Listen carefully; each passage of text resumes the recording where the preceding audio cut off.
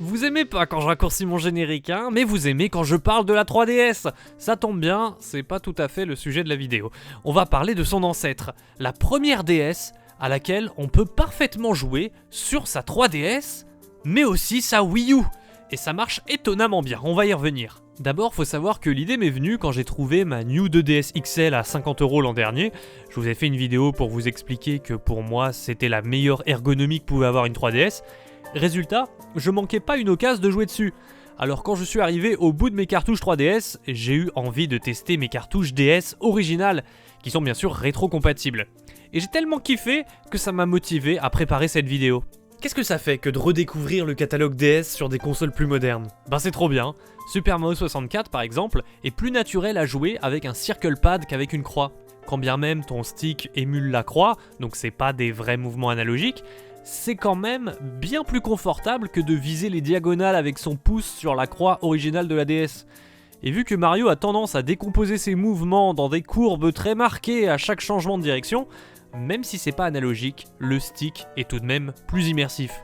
Et ce, surtout sur Wii U, où là pour le coup, on a carrément un vrai joystick. Sur 3DS et Wii U, on a donc une meilleure version de Mario 64 que celle qu'on nous a pondue sur Switch. Parce que sur Switch, c'est la version vanilla de la Nintendo 64. Alors que Super Mario 64 DS, c'est un remake lifté avec de nouvelles textures, notamment sur les persos. En parlant de persos, la structure du jeu est quelque peu chamboulée pour permettre de jouer 4 personnages à la prise en main différente. Et à ça t'ajoutes des étoiles et des niveaux supplémentaires dont certains sont carrément inspirés de Mario Sunshine. Ils se sont vraiment pas foutus de notre gueule à l'époque. Tous les remasters devraient avoir des petits twists comme ça pour justifier le fait de se replonger dans une aventure qu'on connaît déjà. Bon par contre, j'aurais pas été contre le fait qu'il dénature un peu le gameplay original, vu comment il a sacrément vieilli au niveau des déplacements. Alors que The Legend of Zelda Phantom Hourglass, ça marche étonnamment bien je trouve. Même si pour le tout tactile, c'est pas vers les consoles XL qu'il faut se tourner. Étant donné que tu tiens le stylet dans une main et la console dans l'autre, une 3DS XL c'est plus encombrant à une main qu'une DS Lite à l'époque. Vous me direz, la New 2DS XL est plutôt légère donc ça passe. Mais t'as vu la taille de son stylet, sérieux? Ça fait un peu mal au doigt de pas avoir une grosse surface sur laquelle s'appuyer pour de longues sessions. Alors que sur Wii U, le stylet il est top tier. Et le gamepad marche trop bien avec toutes les options d'affichage disponibles. Un petit point culture pour les plus jeunes. Vous vous demandez peut-être par quelle sorcellerie je joue à la DS sur ma Wii U? Eh ben c'est 100% officiel sans bidouille. C'est la console virtuelle de Nintendo. Et oui, quand t'as la Wii U, t'attends pas la Nintendo Switch Online pour te lancer dans du rétro. Nous, la Game Boy Advance, elle est dispo depuis 10 ans, hein. Et la Nintendo DS, je doute sérieusement que ça sorte un jour sur Switch. Parce qu'elle offre pas toute la versatilité qu'apportait le gamepad pour retranscrire les innombrables expériences qu'on trouvait sur DS. Entre les jeux où faut tenir la console sur le côté, ceux où faut regarder les deux écrans en même temps, ceux où faut parler dans le micro, ou ceux qui se jouent intégralement au stylet, comme ce Zelda, c'est pas toujours très simple à émuler. Et pourtant la Wii U s'en tire avec les honneurs, grâce notamment à tous ces modes d'affichage qui te permettent de jouer à la DS sur ta grande télé, ou 100% sur le gamepad. Pour Phantom Hourglass, je vous conseille le mode tablette sur le côté. Ça marche trop bien et ça m'a enfin fait comprendre pourquoi il y a ce volume dans le plastique à l'arrière du gamepad. C'est pour le tenir à une main de façon hyper ergonomique. Donc n'attendez plus et foncez sur l'eShop, parce que dans 3 semaines, l'eShop Wii U et 3DS c'est finito. Mais si vous êtes un vilain pirate, vous n'avez que faire de ces deadlines. Vous êtes même capable d'ajouter des ROM de jeux DS qui ne sont pas disponibles sur le store. Comme Okamiden, un Zelda-like de fin de vie de la DS, que j'ai testé pour l'occasion sur un grand écran de télévision. Et bordel, c'est trop mignon. C'est la suite pas très connue du premier Okami. Si vous étiez deg d'avoir une vue de haut dans les Zelda de la DS, Okamiden, c'est encore ce qui se rapproche le plus d'un Zelda full 3D à la Ocarina of Time. Techniquement et artistiquement, c'est dingue pour de la DS en fin de vie. Oui, c'est sorti en mars 2011 chez nous. Une semaine avant la sortie de la 3DS. Le début est un peu longué, à base de triggers d'événements avec des PNJ et beaucoup de dialogues, mais ensuite c'est cool, tu peux explorer les zones, résoudre des énigmes, te battre contre des ennemis, peindre le décor. C'était la grosse feature du Okami original, le pinceau céleste. Donc quand il s'agit de dessiner, ça se prête bien au stylet. Mais résultat, contrairement à Zelda où tu sais que tu dois constamment tenir le stylet, dans Okamiden, t'arrêtes pas d'alterner entre boutons et tactile. Ça peut être usant. Et le jeu a une construction un peu vieillotte. Il est pas hyper original dans ses mécaniques quand on y retourne en 2023. On sait pas toujours quoi faire pour avancer. Mais ça fait tout de même plaisir de compter un jeu aussi ambitieux sur la petite DS. Il pourrait presque se faire passer pour un titre 3DS. Par contre, l'autre ombre au tableau, c'est qu'il n'a pas été traduit en français. C'est rare chez Nintendo. Normalement, c'était plutôt sur PSP qu'ils laissaient les jeux en anglais. Bon, après Mario, Zelda et un Zelda-like, vous pensez que je vais parler de quoi d'autre comme poule aux œufs d'or de Nintendo? Bah Pokémon bien sûr. La 3DS, c'est la console à Pokémon. Si t'ajoutes la rétrocompatibilité DS, t'as une quantité astronomique de générations, de suites, de remakes qui sont couvertes sur cette petite console à clapper. Y a de quoi combler des joueurs qui ont découvert la série à tout âge, vu que la 3DS couvre plus de 10 ans de jeux Pokémon. Par contre, les Pokémon DS, ils commencent à côté, comme Pokémon Soul Silver et Earth Gold, mes versions préférées. Pour le coup, il y a une grosse part de nostalgie. La deuxième génération m'avait vraiment marqué sur Game Boy quand j'étais petit, avec toutes ces nouveautés, l'arrivée de la couleur, la double région, les nouvelles features, l'amélioration de l'ergonomie et l'OST trop charmante. Alors vous pensez bien que s'ils nous sortent un remake DS aussi abouti, moi je suis aux anges. J'ai trop des bons souvenirs dessus. Mais je vais pas m'éterniser parce que j'ai bien conscience que vu de l'extérieur, si t'es adulte et pas déjà fan de la licence, une version ou une autre, tu vois pas trop la diff. Ces remakes de la deuxième génération de Pokémon reprennent le moteur graphique de la quatrième génération, Diamant et Perle. Des jeux que j'ai tellement attendus. Imaginez-vous que jusqu'à mes 10 ans, Pokémon c'était toute ma vie. J'achetais une nouvelle console seulement si un nouveau Pokémon était annoncé dessus. Alors quand on m'a offert ma DS Lite à l'été 2006, je vous prie de croire que l'attente de la 4G était longue, avec seulement Nintendogs et Pokémon Dash pour m'occuper. Et en fait, plus j'ai grandi, plus j'ai découvert d'autres styles de jeux vidéo. Si bien que contrairement à Pokémon, moi j'avais évolué. Et quand j'ai enfin mis la main sur Pokémon Diamant, ben j'étais vraiment plus aussi hypé. J'avais découvert les joies de la full 3D sur console portable avec Metroid Prime Hunters, Mario Kart DS, Super Mario 64 DS. Alors pour Pokémon, j'attendais au moins un rendu à la Stadium ou Colosseum. Mais non, on a encore eu un truc en 2D avec des sprites vus de haut. Je me croyais sur GBA, ça manquait d'ambition et je trouvais que c'était mou à jouer. Quand tu penses qu'il a fallu attendre la Switch plus de 10 ans après pour avoir un semblant de Pokémon en full 3D, déjà à l'époque on aurait dû s'en douter que ça allait pas être leur spécialité. Le jeu qui m'a réconcilié avec la collecte de monstres sur DS, c'était Dragon Quest Monster Joker. J'ai passé tellement d'heures. C'est comme ça que j'imaginais un jeu Pokémon sur DS. Une caméra libre, des grands environnements 3D avec de la verticalité. À jouer c'était pas tout à fait pareil, mais c'était original de pouvoir fusionner ces monstres pour en créer un plus fort qui hérite de leur pouvoir. C'était assez stratégique mine de rien, et il y avait un challenge intéressant contrairement à Pokémon. Sans le savoir, je jouais déjà à une sorte de Shin Megami Tensei pour enfants. À partir du milieu des années 2000, c'est là que j'ai développé une passion pour les JRPG. Et on peut dire que sur DS, j'étais comblé.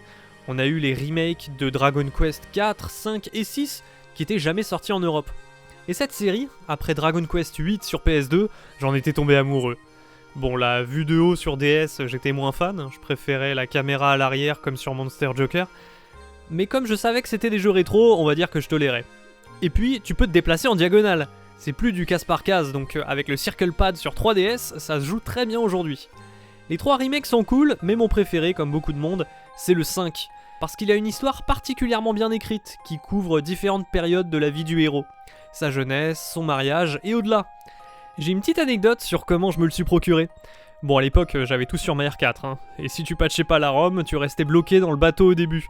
Mais en 2019, je me baladais dans une Fnac, et dans le bac des jeux 3DS d'occasion, au milieu des jeux d'équitation, un jeu DS, Dragon Quest V, la fiancée céleste, à 25€. Je demande au vendeur s'il y a la notice, et ouais, il était complet. Je regarde sur internet, je vois que sur eBay, il se vend plutôt à 80€, donc je l'ai pris. Et j'ai bien fait, parce qu'aujourd'hui, il se revend le double. Un autre portage DS qui a pris de la valeur, c'est Chrono Trigger. Pendant que Chrono Cross ressortait l'an dernier sur Switch, moi je me faisais Chrono Trigger dans sa version DS sur ma Wii U. Et franchement, c'était cool. Il y a quelques ajouts par rapport à la version originale sur SNES. Un RPG 16 bits avec l'ambition d'un jeu PS1. Il est super riche, mais en étant hyper bien rythmé. Résultat, en 20 heures c'est bouclé, et pourtant t'as l'impression d'avoir vécu plein d'aventures dans plein d'époques différentes. Ça change des JRPG de 50 heures qui traînent en longueur dans d'innombrables grottes et égouts. Il tient bien la route encore aujourd'hui, ne serait-ce que parce qu'il n'y a pas de rencontres aléatoires et que le système de combat a toujours de la profondeur. Mais c'est surtout en y rejoignant après s'être fait plein d'autres RPG 8 bits et 16 bits juste avant qu'on comprend pourquoi il est devenu aussi culte. Parce que sinon aujourd'hui, il y en a d'autres des RPG 1D qui le surpassent, comme Chain Echoes par exemple. Et on va s'arrêter là pour les présentations de jeux DS. J'en ai fait d'autres récemment, mais je garde ça pour des prochaines vidéos. On n'en manque pas des jeux DS à faire sur 3DS. Et je parle même pas de tous les portages et remakes de jeux DS qui sont sortis en fin de vie de la 3DS, comme on a pu le voir dans une de mes dernières vidéos sur les jeux 3DS sortis après la Switch. Donc on va conclure. La 3DS ou la New 2DS XL, c'est très pratique comme appareil multifonction qui te permet de couvrir plein de générations de portables Nintendo. Seulement les puristes vous diront que la qualité d'image des jeux DS est pas ouf sur 3DS. Vu que la résolution des écrans est pas la même, ça sera jamais aussi net que sur l'écran d'une DS Lite ou DSi. Même les couleurs sont moins vives sur 3DS. Mais ça tu le remarques surtout si tu mets les deux consoles côte à côte.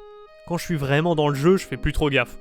Je vous le dis sincèrement parce que si t'écoutes certaines personnes sur internet, ils te laissent entendre que c'est injouable. Mais en vrai ils exagèrent. C'est pour faire leurs élitistes. Si tu veux du pixel perfect sur 3DS, laisse enfoncer le bouton Select quand tu lances un jeu DS. Mais la contrepartie, c'est que l'affichage sera tout petit. C'est bien que l'option existe, mais moi je peux m'en passer, je préfère le plein écran. Question jouabilité en revanche, pour les titres 2D où tu te déplaces case par case dans 4 directions, c'est chiant d'utiliser le Circle Pad. Et la croix est pas très bien placée, à part sur la première 2DS. Pour les jeux 3D, ou ceux qui te laissent bouger en diagonale, le Circle Pad c'est parfait. De même que le joystick du Wii U Gamepad. Le vrai kiff sur Wii U, c'est de pouvoir jouer à la ludothèque DS en mode console de salon. Sur certains jeux comme Mario Kart, c'est trop confort. Même si t'es cantonné à la mablette, tu peux pas sortir ta manette pro pour les jeux DS. C'est un peu chiant mais c'est compréhensible vu le nombre de jeux qui nécessitent le tactile. C'est choquant comment le gamepad est approprié pour faire tourner de la DS. En même temps vous me direz la Wii U c'est jamais qu'une DS de salon. Ils sont pas allés chercher le concept bien loin. La seule diff c'est que l'écran du haut il est sur la télé. Donc ça fait un peu plus de chemin pour tes yeux quand faut rapidement switcher de l'un à l'autre. Notamment sur les scènes cinématiques qui exploitent les deux écrans. Il y en avait beaucoup de ça sur DS. Ça s'est perdu avec la 3DS étant donné qu'il n'y a que l'écran du haut qui affichait la 3D relief. L'écran du bas était relayé au second plan, souvent pour afficher la map ou des raccourcis de menu. Alors qu'à l'époque de la première DS, non, chaque écran complimentait l'autre. Il y avait beaucoup plus d'idées autour du double écran. La console portait sacrément bien son nom. Et j'ai eu tendance à l'oublier ça, après des années sur la 3DS et la Switch.